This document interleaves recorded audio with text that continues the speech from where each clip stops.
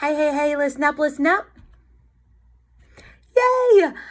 Welcome, Chili Peppers. So glad you guys have not forgotten our simple procedures. And then also welcome other students and family that are now following along with our novel study. I am just going to jump right into it. The last video I posted was going to be chapter 4 of Freak the Mighty. And one question I wanted you guys to focus on is going to be really comparing the two characters, Max and Freak. And one thing that was really apparent in that chapter is kind of their levels of learning. Now, one thing about being individual people is that we all learn at a different level. Some of us are visual learners, some of us learn better with technology. Some of us favor math, other of us favor science. We have different reading levels, and that's what makes us, right? Same thing with Freak and Max. They are around the same age, but if you notice, Max compares Freak as like a dictionary. He is extremely intelligent. He uses big words, and as he's telling the story, he's kind of stopping. He's explaining words to Max that Max may have never heard of, and Max also kind of explains to Freak that he has a learning disability, and Freak loves to read and he loves robots, and he is extremely intelligent. And I know Max, in part of the story, he said, reading and in books is not something that I think is a good time. I definitely rather watch TV, and part of it is because I have a learning disability. So not only are their physical attributes a little bit different as far as their bodies, but also their minds, and that is something that is kind of explained throughout the chapter, how they're different intellectually, so how they're different when it comes to their learning abilities, which is okay, because like Miss A said, we all learn at different levels. So I'm going to go ahead today and read chapter 5. Chapter 5 is called The Spitting Image. So I'm going to go ahead and get started, and then I'll let you know about the question I want you to focus on. And then if you are in my class, that's a question that I want you to answer in our Google Classroom. So I'm going to go ahead and get started with chapter 5. There's a place I go inside my head sometimes. It's cool and dim in there, and you float like a cloud. No, you are a cloud, the kind you see in the sky on a windy day. The way they keep changing shape, except you can't really see it changing. It just sort of happens, and suddenly you realize the cloud that looks like a big hand with fat fingers now looks like a catcher's mitt or a big soft TV set. Like that. Anyhow, I went there right after the fair Gwen ran off with that look on her face like, what was he doing with my poor little boy? Stealing him away in the wagon? What I do is lie on the floor under my bed, where you can see just barely the bed springs and stuff because it's so dark.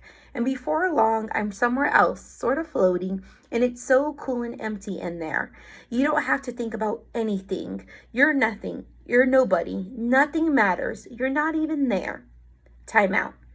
Except this time I can't stay long as I'd like, because Graham is knocking on the door, going, Maxwell, Max, are you there?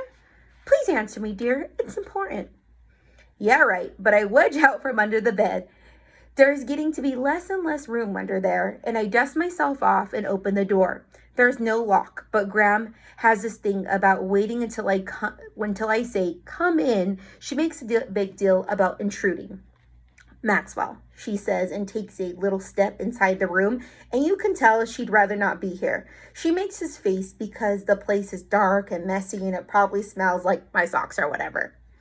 Max, dear, I'm sorry to bother you. You know I never come into the basement, but I just got a call from Gwen Avery, and I think it's important.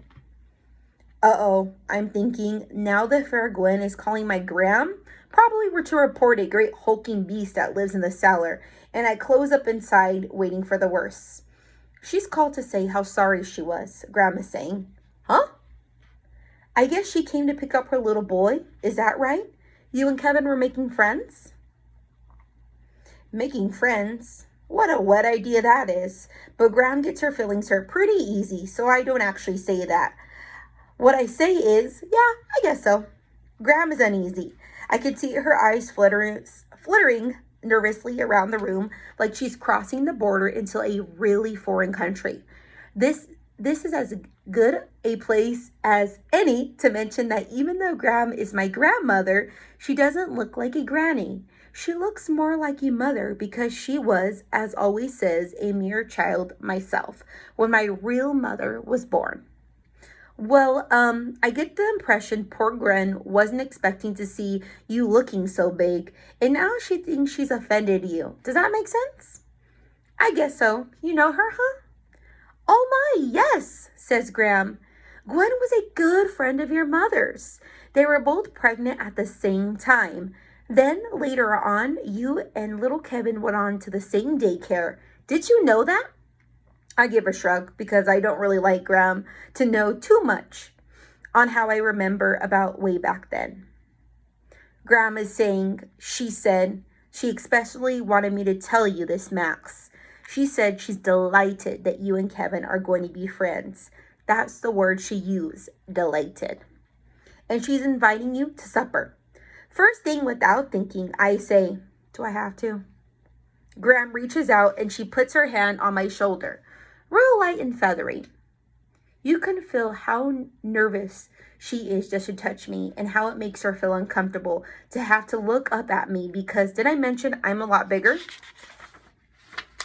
than Graham? Bigger than Grim too? Bigger than most people. It's true. Graham says she feels bad about how she treated you, Maxwell dear, and she wants to make it up to you. You don't have to go, but it would be the right thing to do. It was no big deal, I say. She just ran away, is all. I guess I scared her. It wasn't you, Graham says. No, then who was it who scared her? Now she's got her tongue stuck, and you can see her swallowing in her throat like her mouth is dry. I'll just leave that to Gwen, she says. She's quite a remarkable young woman, you know, raising that poor boy all on her own. He's not a poor boy, I say. You should hear him talk. I think the rest of him is so small because his brain is so big. Yes, says Graham. Well. Graham is always saying that, well, like it means, which I guess it does to her. Anyhow, I agree to have supper with Freak and his mom, even though the idea of it makes me feel tensed, like there is a hand inside my stomach and the hand is, making a fist. So I'm just going to pause for one moment because I think they say something pretty important about Max. So remember, we're kind of focusing on characters' physical attributes. So Max is constantly growing. He has big feet and he barely fits under the bed. But also, he lets us know that he's bigger than his grandma and grandpa. And his grandma and grandpa aren't your average grandma and grandpa. They look pretty young, and a lot of people think his grandma is his mom. So his Freak is, very, very small. He's compared to a kindergartner.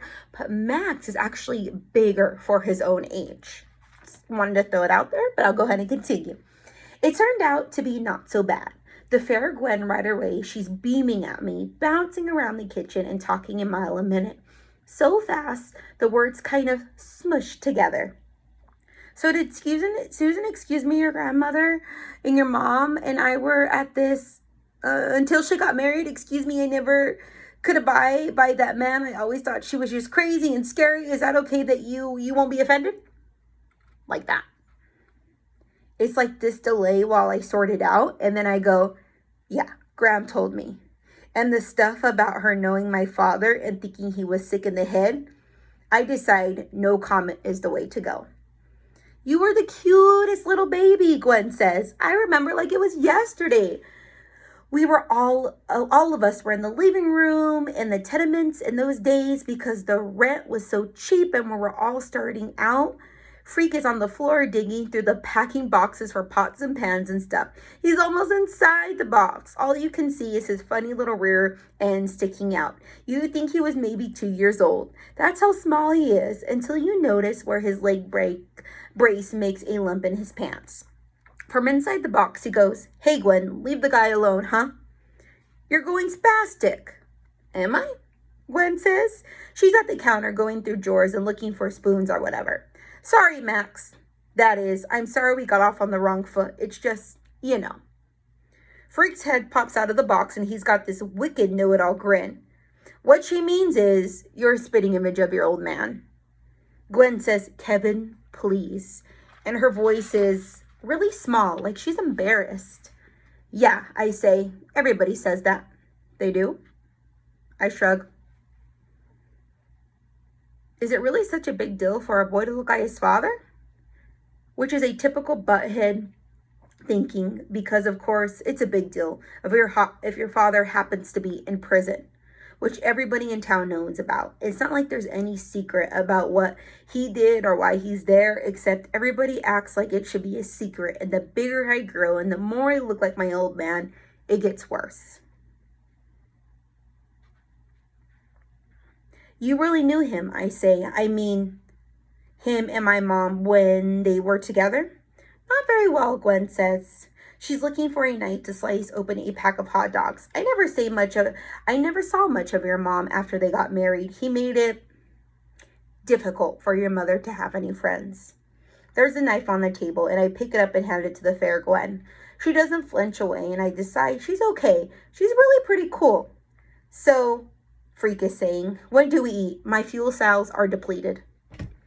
Supper is great. The fair Gwen makes a super tasty potato salad with spices and stuff. Way better than the mushy stuff Grab makes. And we have a hot dog fried in a pan with the buns toasted up, butter crisp, just the way I like. And 2 kinds of relish and 3 kinds of mustard and red onions cut up in really small pieces. We sit out in the back of the yard eating from paper plates, and Freak tells robot stories that are so strange and funny. I'm laughing like a maniac, and then I'm choking, and Freak is pounding on me on the back. Expel the object, Freak shouts.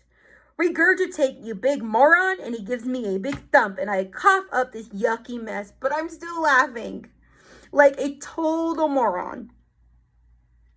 What a goon. Except it is really funny. Me trying to squeeze a hot dog through my nose, and we're both laughing like total morons.